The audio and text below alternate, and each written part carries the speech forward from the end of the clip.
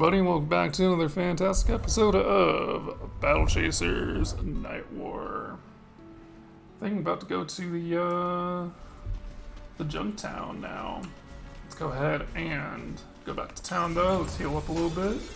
Let's see if we can get our enchanter, get some new supplies, and yeah, we'll go from there.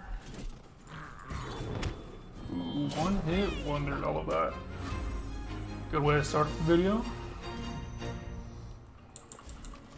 And it's only 2 XP.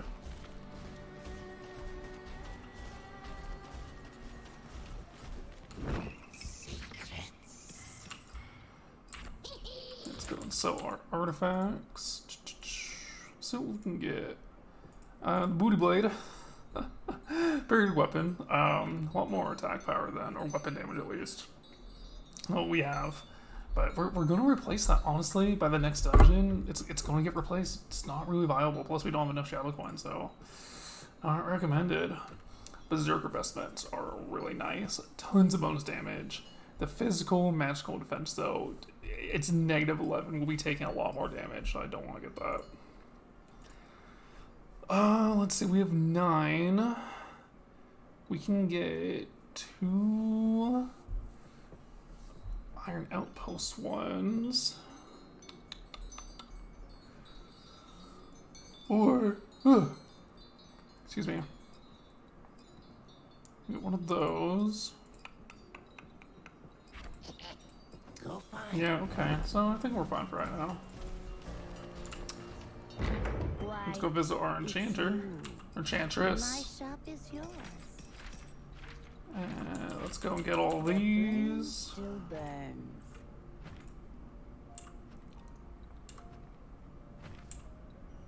Welcome back. The flames, of course. Bombkira. Alright. Beastmaster. Sun on the blade. So the main material that we want is going to be ancient vampire fangs.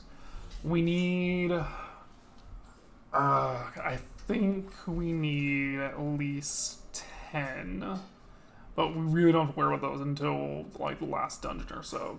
These are used for enchantments along with our legendary items. I believe we get our level 2 battle burst here as well.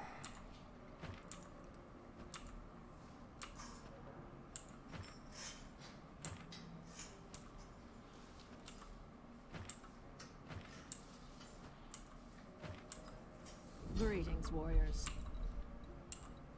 Yeah, level 2. We don't have our level 2 one, we just have an extra bar for it. No. So yeah, she has a lot of materials that we're going to be needing, but she doesn't have any rare ones until later on in the game, and even if that, it's like 1 or 2 when we need like 15 plus.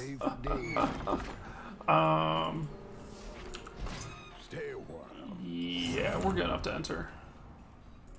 Yep. So if at least 2 of our party members are less than half health, we won't, or if 2 or more are more than half health, then we won't rest, just because, I mean, if we get more damage, we would have to rest again. It's a waste of money, and although I said gold isn't really an issue, I don't like to waste money on useless things.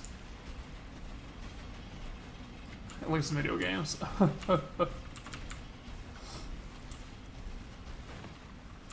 Alright, and then there's a key here. And there's nothing there. And a dead guy. Or girl. Dead person right there. Let's go and do that.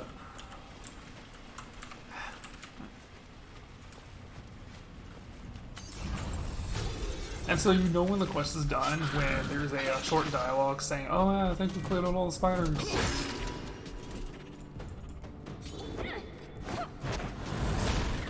In one of my last playthroughs, I went through this entire dungeon, or the sewers at least twice, and I couldn't find like one more spider. It was hidden, actually, because it got bugged out. So I wasn't able to find it right away. I was like, where is it? I went through every single part 2 times. Never found it. I had to reload the game. It was hidden behind a building, and I didn't finish the quest until I unbugged it somehow.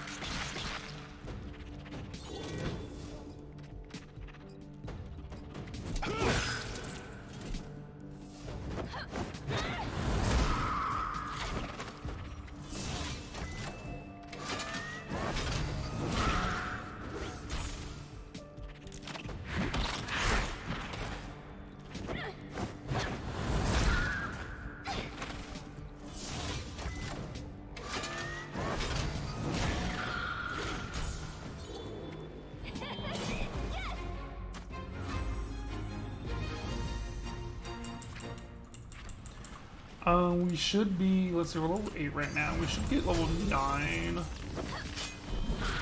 Maybe 10. That's a really hard maybe, but it's level 9. And we actually should be level 11 by the end of Junktown.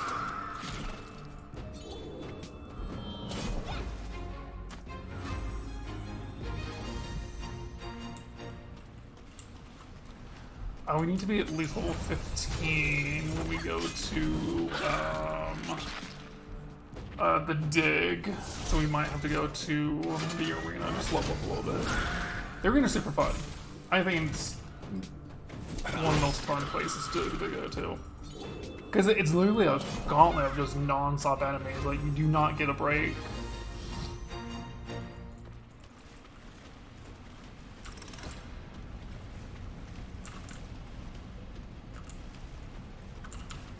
I think there's another one over there. I want to get a, I don't want to do 2 different fights. I want to fight them all at once. Come on. I hate fighting like really weak enemies one at a time because it just wastes so much time. I hate that.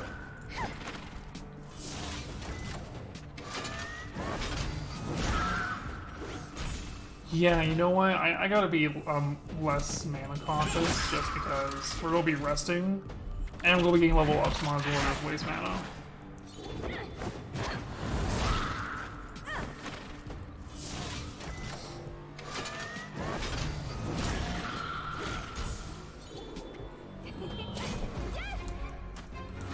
And I'm not too worried too much on time either anymore. I think I'm just gonna make these videos about an hour long now.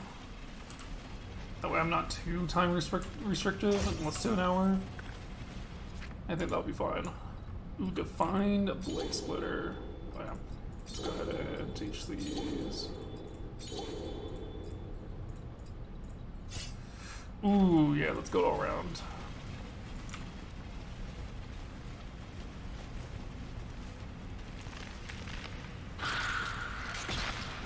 Yeah, come on. Come on. Come on.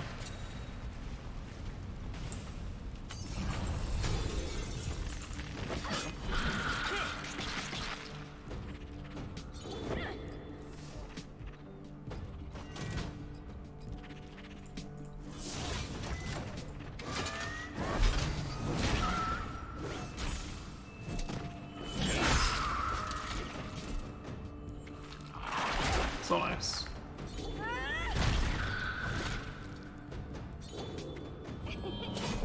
Barely, but we did it.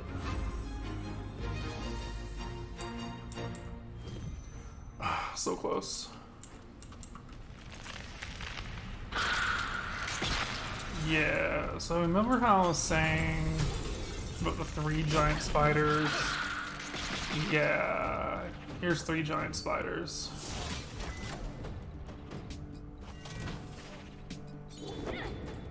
So we're just gonna mow these dudes down.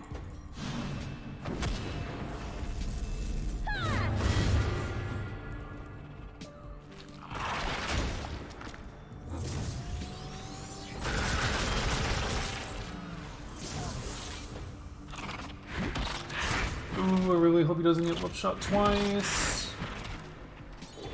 Alright, cool.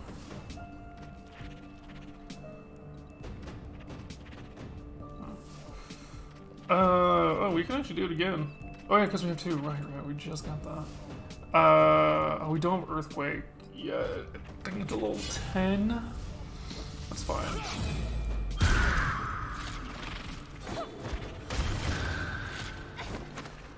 Yeah, Goalie only has two AoE moves, one of them being her level 2 Battle Burst. The first one is oh god, sorry, just my headphones. The first one is Earthquake, and the second one is Boulder Toss. Boulder Toss is her level 2 Battle Burst, deals decent damage, and then it stuns all enemies for 1 turn. Stone wall plating, the same as what we got. Cool. So the reason we turn the pump on too is so we can drink from the well. That's why we also have the well handle. It gives us a buff anytime we drink from it, like 10 overcharge a turn, 5% health. It's basically like a shrine.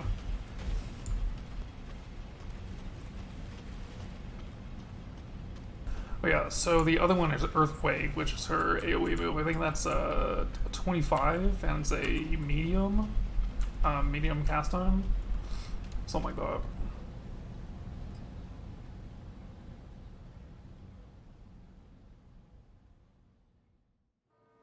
Yeah, Nolan and Monica have the best AoE moves, just because they are both fire-based moves that you put ignites on the enemies.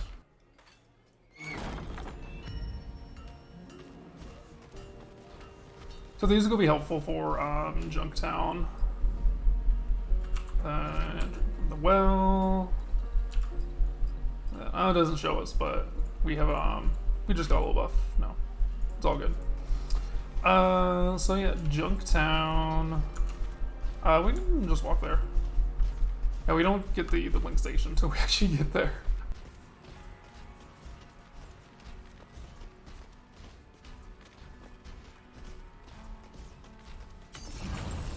There's also another dude up here. He's called the Fishmonger. He's alright. You basically fish for shadow coins, and that's how we get most of our shadow coins. Well, we get most of our shadow coins actually from dungeons and the arena. I guess better terms of Fishmonger is just for like extra shadow coins. But we really don't need any extra. I think we need like 200 extra, just for what we're doing. Nice. Heroism and healing. Yeah, healing touch is the next ability I was talking about. And speaking of next ability, so perks we have 14. We have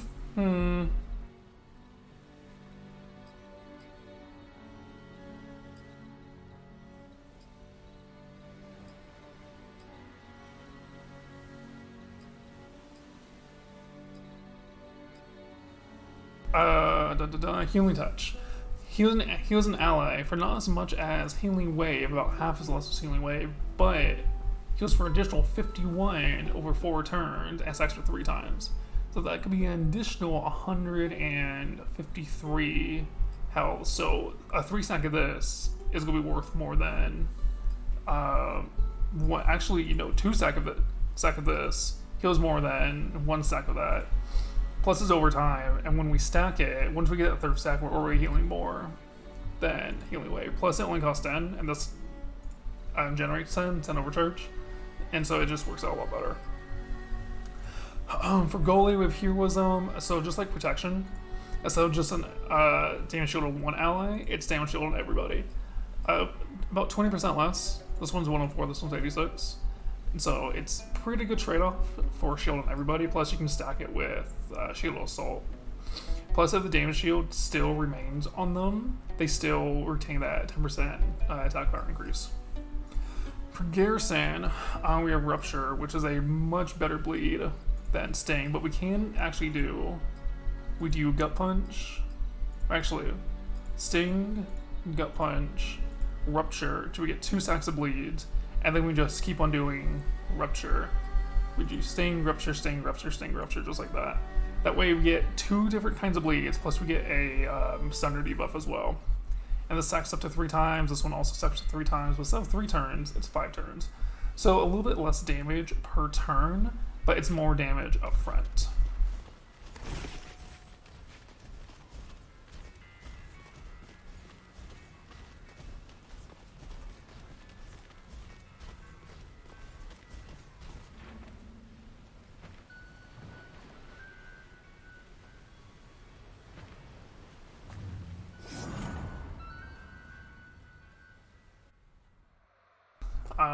We come here 3 different times, up to at least 3 different times. The first time to get some information, get a little side quest on some items.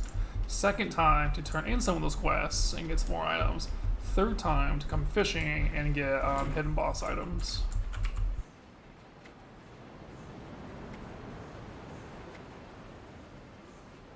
And look who it is. It's Nolan. Right back. Nolan, I can't believe you're safe. But you were stuffed in a barrel. Do we want to know? Nope, you don't. And what are the odds I blew up the barrel just as you're walking by? Convenient how these things work out. What happened to you? No time for details, tough guy. Story for a later date. Right now, we've got bandits moving goods for a shady lady. We know. They have an artifact. Maybe more than one. And you were right. There's mana on the island.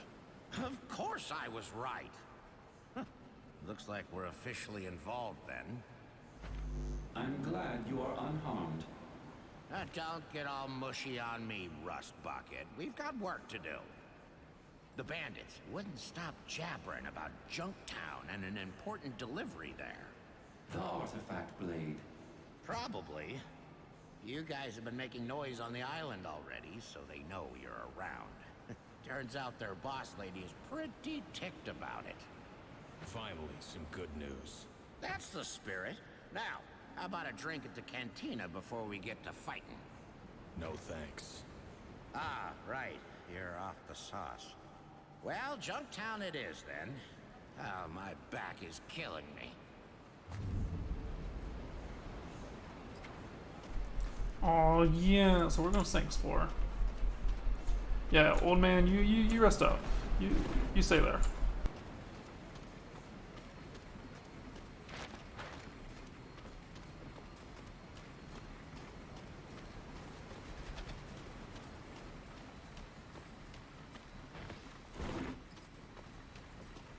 Yeah, so the reason why we need the fishing gear is we need to fish up a legendary piece of equipment, funny enough. And it's only 1 fish that's in there, and so it's pretty easy to catch. But you need at least level 24 lore and rod, which we don't get until later.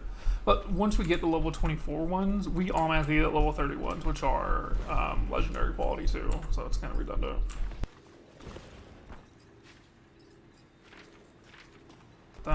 Yeah. Also the ballad of the Hempen Jig. We need 3 pieces. We need the chorus, the outro, and the intro. We don't get the intro, I believe, until also way later in the game. Let's see. The treasure map 2. So there's, I think, like 7 or 8 different treasure maps. We actually don't get the treasure described on here until we get the treasure map. Let's do this one. This map describes someone's favorite fishing spot being a lake in the Siege Coast. She would often take walks north of it and may have dropped something valuable there. So if we never would have gotten that, we would never have seen the treasure. Oh, and this is also the big Surveyor Core. That's basically just to watch cinematics that played throughout. So if you want to rewatch like the intro or like the ending cutscene or something, then you can just go to that Surveyor Core and you can.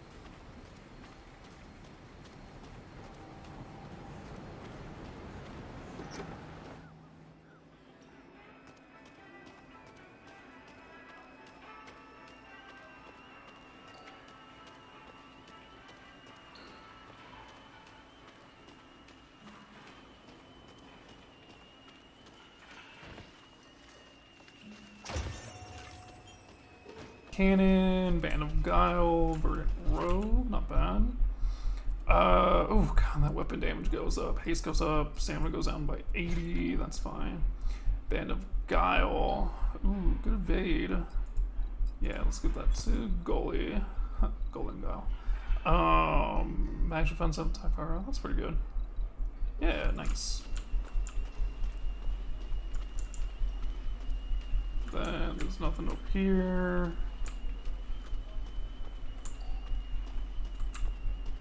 These guys are useless, they just talk about nothing. This guy, however, he gives us a quest to kill someone in Junktown. As you approach, the surly man eyes you up and down. Who might you be? You certainly don't look like the type to come around here. Oh, you look troubled. Troubled? That's kind of way of putting it. Some people don't like our way of living, but at least we have rules. There's one man in particular, though. He's what troubles me. He'll get what's coming to him one day. Let's tell me more. His name was Everson the Red. He has a streak in him, a vile streak. Worst fellow I ever met. These days, I hear he's hiding out in Junktown. If he went missing one day, that would make quite a few people happy. That's all I say about that. That's all about him. Okay, and then this guy right here is the guy we're going to talk to later in the game. We're going to get his little top hat. And then not until level 20, I believe, we deal with these two. These are hidden bosses, and we need that energy cell. But we can't make that energy cell until the 5th dungeon, which is Deadwatch. A lot of things happen around the 5th dungeon. That's when the game really picks up more. Alright, Nolan, let's go. So, Nolan is our other healer, or other support, I would say. He's the mage in the group. And he's good. No, he's strong. So we either get Garrison or get Nolan, because I want a damage dealer, and Garrison does a lot of damage, but Nolan's also level 11. So, get rid of Garrison, get Nolan so you can see what he's like in battle. Okay. So, give that to you. So, Nolan. Typical mage in the group. Perks. He has Elemental and Arcane. Elemental deals more with damage. Arcane deals more with support. Since he's going to be our support, or no, support, our damage dealer right now, I'm going to have him as that. So, Elemental Swiftness, quick chance, AP up, Firestorm, because they're around your lands, quick chance up, AP up. We're going to do AP up and a Firestorm, along with, we're going to do Conserve Energy just for right now, because it's really useful for this battle. Actually, yeah, that's fine.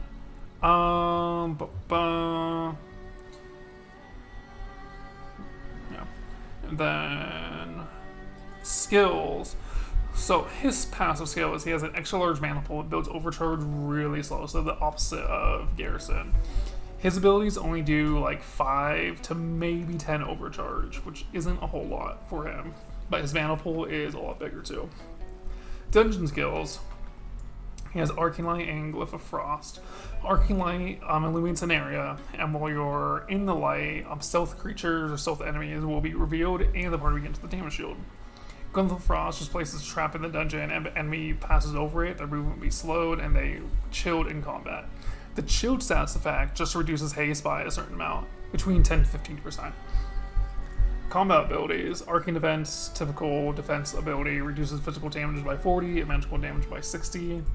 Ice Blast deals moderate damage and chills the target, lowering their haste by 10%, and generates 3 overcharge. Stacks for 3 times, so up to 30% haste lost. Arcane Missile deals a little bit more damage and applies Arcane Sickness, so increases magical damage taken by 10%. Also generates 5 overcharge. Firestorm is going to remain AoE ability. It's a slow for 20. And it deals 72 magic damage to all enemies and ignites them 58 over 3 turns. Mend Wound is a very fast 20 heal. Mana Shield is places a shield on ally, and anytime they're attacked, they gain 10 overcharge and applies Arcane Sickness to the attacker. Elemental Shield is another shield, but it's a little different. Still places a shield on the targeted ally, but if they're damaged, the attacker will suffer Ignite and Chill debuff, which stacks on top of Ice Blast and Firestorm. Ice Lance is our main nuke. It's a fast for 20. It deals heavy magic damage, and if the enemy is under the effect of a Thunder or Chill, it deals an extra 49. Mass Heal is our AoE heal, our first AoE heal. And then Cleanse, it removes all debuffs from one single ally. Then his ultimates are Eldritch Summons. It opens the portal to another plane. Tentacles rise out to damage all enemies for 92 magic damage each. Mana Surge, we're going to be using a lot more. It heals every party member for 125 and restores 40 mana to them too. So for low on mana, we just use that and we're all good. So, let's go to Junktown. Get rid of this regulator first.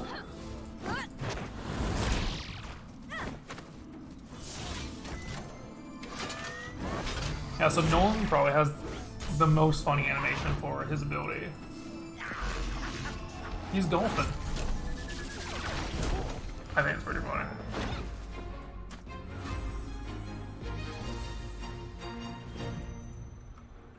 Alright, let's go and activate that blink station. And we're gonna go to Junktown. So next episode, gonna go to Junktown, we cover an artifact, maybe get a little surprise team member. So till then, see you guys next time.